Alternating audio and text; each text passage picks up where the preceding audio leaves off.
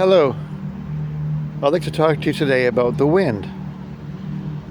Now, we don't think much about the wind as being an indication of experiencing God, typically, but there are passages in the Bible that compare God to wind. And as many of you will know, in the Hebrew scriptures, the same word, ruach, means wind or spirit or breath.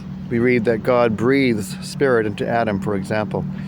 And in the Christian scriptures, what we often call the New Testament, the Greek word pneuma means spirit or wind. So when Jesus talks to Nicodemus in John chapter 3, we read, "The wind blows where it chooses.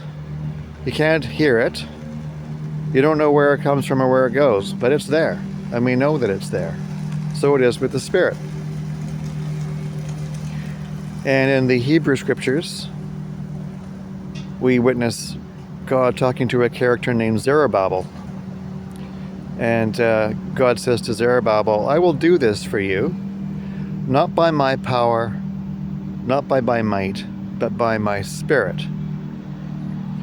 So God is a spirit and moves about in ways we can't see or perceive. And if you've ever looked up at the sky on a windy day and see that the clouds are moving in different directions at the same time, ever notice that? Sometimes clouds are moving in different directions in the same sky at the same time because at different altitudes the wind's going in a different direction.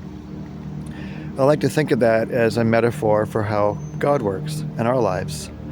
That God can be moving in different directions for each of us, but always there, whether we are aware or not. And Spirit doesn't have hands and feet, can't do certain things we can with our physical bodies, but can do a lot for us if we remember that God is there. So there's a spiritual practice, noticing the wind, the Spirit. Thanks for listening.